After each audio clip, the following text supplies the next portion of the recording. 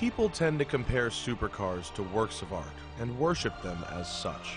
From their finely sculpted lines to their superior engineering to the emotions they stir while behind the wheel, it's easy to understand why they inspire people so. And like fine art, the best supercars are all about the details. It has a 5-liter V8, like a Koenigsegg. It has leather bonnet straps, like a Pagani. It has lightweight body panels and a stripped interior, like a GT3 RS. It has an external speedometer, like an old muscle car. It has a big oil cooler, like a Corvette ZR1. It has a trunk-mounted battery, like a Bentley GT. It utilizes wood in its structure, like a Morgan. It has airplane-style switches like an Aventador and a fire suppression system, because from where we stand, this car is much more likely to catch on fire than any Ferrari ever built. What would it take for you to agree to test drive a car that makes nearly 400 horsepower, weighs less than a Mini Cooper, and was built by someone barely old enough to vote in their parents' driveway? If that sounds scary, that's because it is.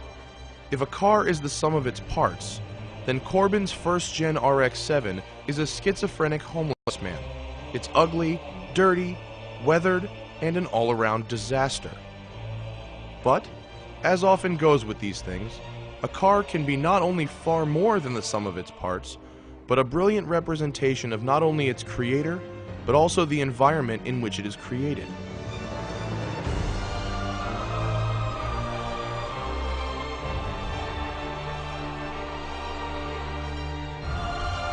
And now it's time we meet this monster's creator, Corbin. He's only 19, but for the past few years has dumped every dollar he's earned delivering pizzas into his mischief mobile. Well, it's what started out as a 1984 Mazda RX-7 with a 12A and an automatic owned by someone who's probably dead now. But anyway, I got in a ditch in Fresno for about $350, had to trailer it back, listen to Johnny Cash the whole way, and I decided that I needed something insane, you know, something that would try to kill me at any opportunity. You know, life wasn't exciting enough. Anyway, so I decided it needed a V8 and something that I could really have fun in the canyons with, not care about, beat on mercilessly, and that would hopefully take it without breaking. The off-the-shelf components are trick flow heads, Edelbrock manifold, 24-pound Cobra injectors. What else do we have on there? DFI fuel rails, we have a Walbro pump going on, we have a Jegs radiator with a custom mount bracket. Half the stuff's custom. Some Volvo ducting to keep the air going through the radiator. What else do we have? BBK chromed long tubes, we have a CNL intake, a 70mm throttle body. We also have a K&N filter, a 65mm Thunderbird supercharged MAF, a T5 with an unsprung 6-puck cerametallic clutch, and a 12-pound aluminum flywheel with an ACT Stage 3 pressure plate that I didn't want, but is the only one they had, so I was like, whatever, send it over. Use the RE Speed coilover conversion kit, so it has adjustable height hats, 350-pound springs up front, 200s in the rear, Illumina 5-way adjustable dampers, full poly. I have a little burn mark. Yeah, you can barely see it from where I got molten rubber burning out the old bushings, you know, because this car just beats me whenever possible. And also camber plates to top it off. And if you'll allow me a minute, I'll explain why this rusted mess of a sports car is one of the best homebrew tuner cars I've ever driven. To start the car, clutch in, 3 toggles at the bottom for ignition and fan, then the second ignition switch, then you kick the starter motor, it fires, and then you have to shut the starter motor back off. Nice little shifter, actually. The e-brake works, that's good. Sunroof comes out, so it can I can actually fit.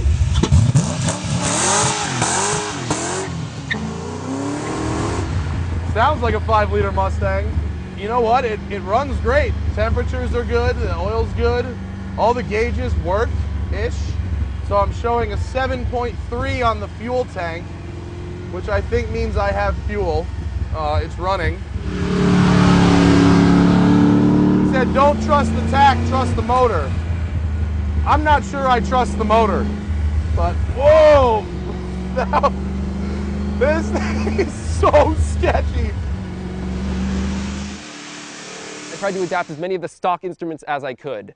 Unfortunately, the gas gauge was not adaptable. Well, it might have been adaptable, but I didn't want to figure out the resistances and how to wire it, so I just went to Harbor Freight, got a $7 multimeter, and hooked it in ohm style, you know, and that's hot rodding right there. You go to Michael's, you get some glow paint and a little brush. You go to Harbor Freight, you get some cheap multimeter.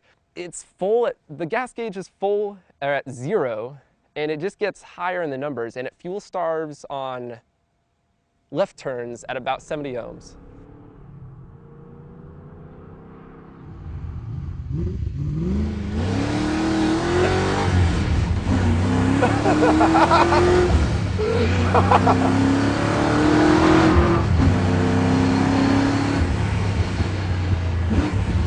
Well, this thing's a piece of crap, but it's a fast piece of crap. It's a hot rod, and to get philosophical for a brief moment, what makes a hot rod? It has to have rebellion, in my opinion. And so there we have an offensive statement. And we also have free candy, which is, the cops don't like that one very much. And we also have pedo bear and a troll face. Basically, I didn't think it was making people angry enough. You know, you gotta troll on people with your car sometimes, and I think this has done a superb job now that I have jokes all over the thing. And I mean, is there a more obnoxious place to drive this car than in the hills of Malibu, ruining these people's view, ruining their quiet and peace, and just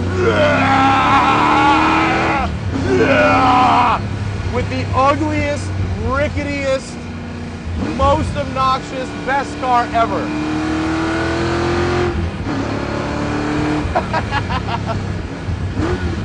Okay, wait, oh, oof. All right, I thought I was gonna die there. Imagine for a moment that you're in a prison during a prison break. Now this is going to be chaotic, but now imagine all the prisoners are on PCP, and they all have knives, and it's almost that bad. It's not quite there. It's like the prisoners without the knives, you know? You go in, you're driving it, you turn, and it may understeer and you might die, it may oversteer and you might die, or you may be a total badass and get around the corner. You just kind of take it corner by corner, you know? It reminds you every day that you may die at any moment, especially while driving this car. That's what it's like to drive.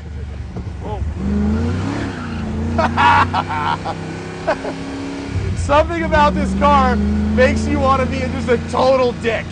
I mean, like, what I love about Corbin is that with this build, 0 f***s are given. 0 f***s are given to the paint. You know, it's all a big joke.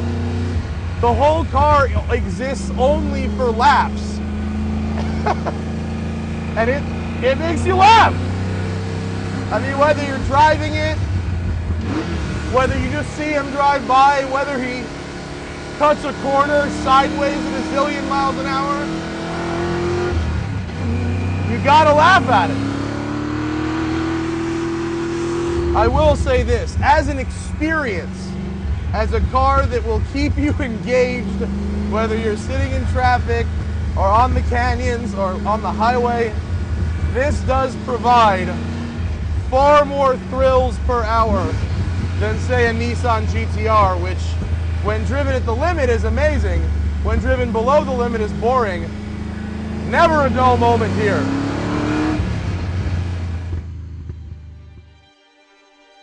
While yes, this car terrified me on camera, not for lack of capability, rather for the potentially dire consequences of an otherwise small accident, something happened over the course of our drive. I got used to it. Once you understand how to manhandle it, the Mazda no longer becomes scary and transitions into a raw, sticky, and very capable Hoonmobile that would absolutely dominate a Lemons race if only it were cheap enough. Well, if I had to put it in a dealer showroom, I would have put at least a $3,000 price tag on. I honestly think people will think it's worth $2,000. I mean, looking at it from the outside, it clearly doesn't look like, it looks like someone took an RX7 and then just made it, you know, put some jokes on it and put some wheels on it, and that's not so far from the truth. But in reality, there's about $13,000 worth of parts alone, as many as I could get cheaply, and then about 2 years of labor, all of which I did myself. So if you value my time, which, you know, it's questionable, then considerable expense. I think the most valuable lesson we've learned so far this season on Tuned is that cars are a reflection of their owners. Look at the Hennessy Venom GT. I mean, that thing is basically John Hennessy with 4 wheels. Frank's Crazy Lotus is an angry demon of death because Frank is an angry demon of death. Corey's drift car has naked zombies on it because this is a guy who walks around with his own face on t-shirts, and it's perfect. It reflects the owner. And Corbin's car, he wanted to go fast. He lives at home with his parents. He doesn't care what people think. More importantly, he wants to get a rise out of people in Malibu with all this money with his angry, fast, crazy RX7. It has character coming out of every ghetto-drilled hole in this car. And that's what I love about this car. This car is Corbin on wheels. See y'all next week. Here you see low down, we have our Corbin special. It's the Aero plank. It's not patented yet, so you can't use this. Well, don't use this, please, until I get it patented so I can get money out of you. Well, you see, we here at Corbin Motors have done the finest testing in all conditions. We went up stunt road and then went down stunt road and repeated until the car could do it many times without braking. And it almost is there. We'll find out.